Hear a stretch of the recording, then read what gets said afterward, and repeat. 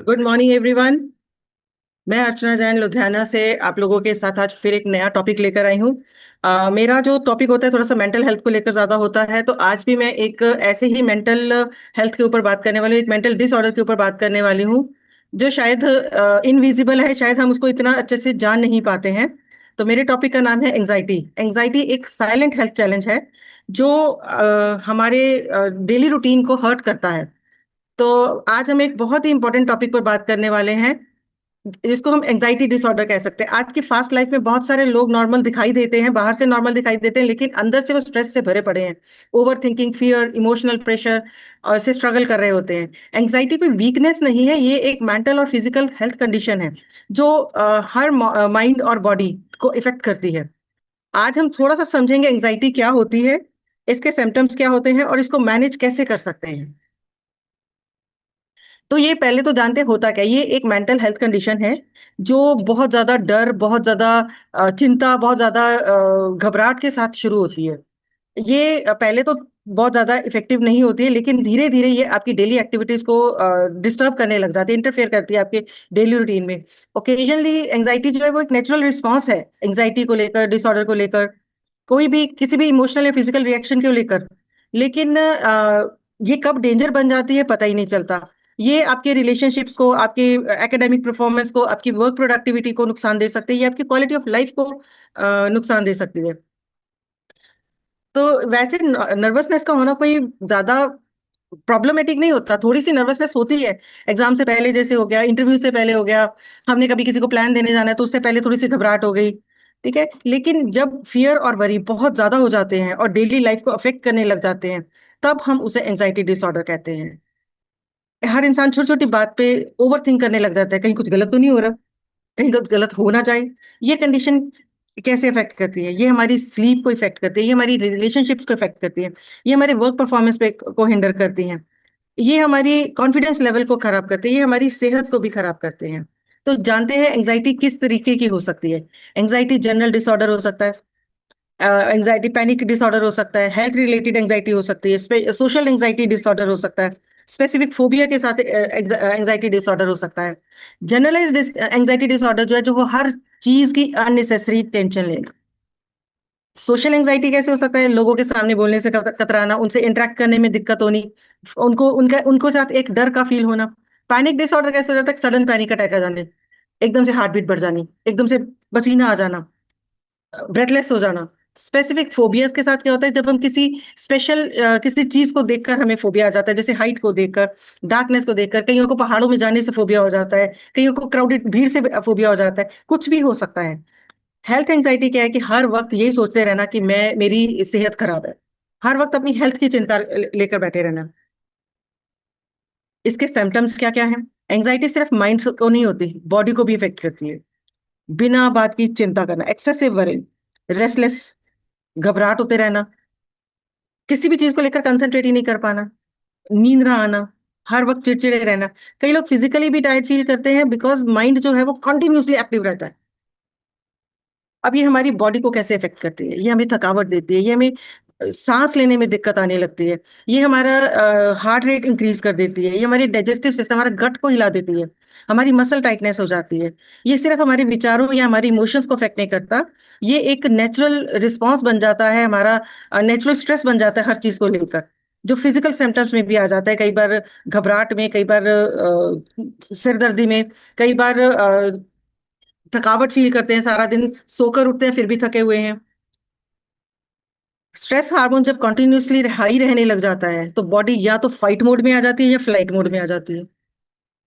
इस वजह से सिम्टम्स हो सकते हैं कि कई बार हमें बहुत ज्यादा स्वेटिंग आती है, हेडेक होता है, कई बार रिपोर्ट्स नॉर्मल होती हैं बट प्रॉब्लम स्ट्रेस रिलेटेड होती है। इंटरव्यू या टेंशन के टाइम पे स्टमक डिस्कम्फर्ट कभी आपको फील हुआ?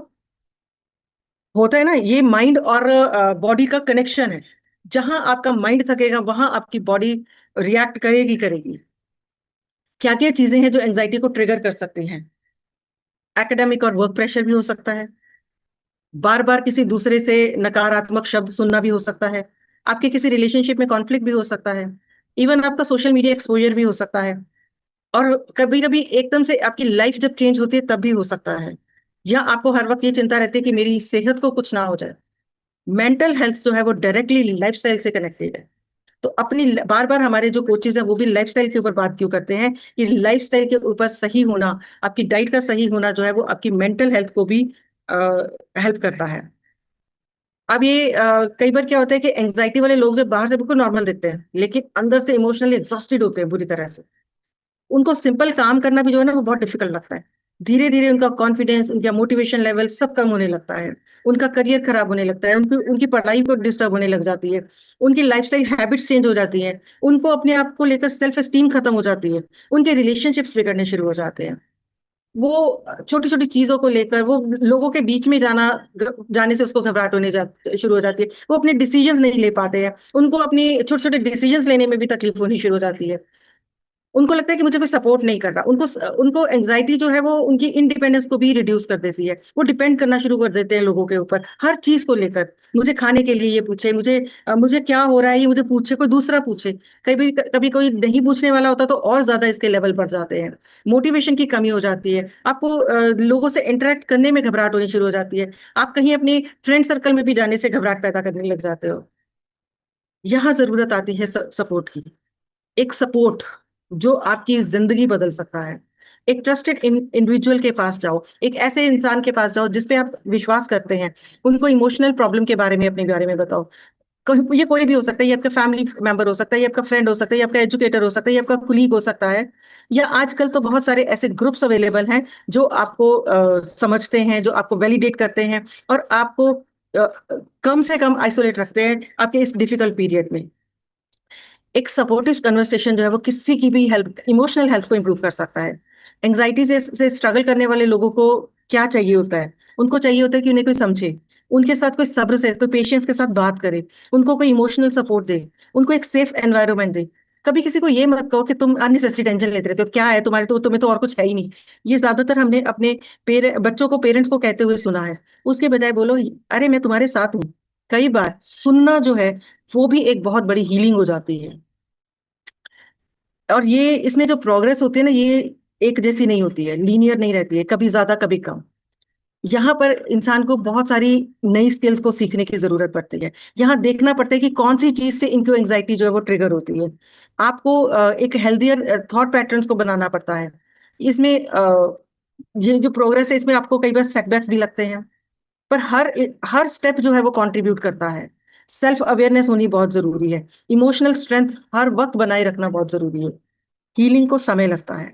छोटी छोटी प्रोग्रेस जो है वो भी मैटर करती है। और किसी को हेल्प के लिए बोलना कमजोरी नहीं है, ये बहुत हिम्मत वाला काम है। सबसे ज्यादा गुड न्यूज ये है कि इसको बहुत इजी से मैनेज किया जा सकता है। एंजाइटी को मैनेज करना कोई ज्यादा बड़ी बात नहीं है, छोटी छोटी चीजों को बदलना है।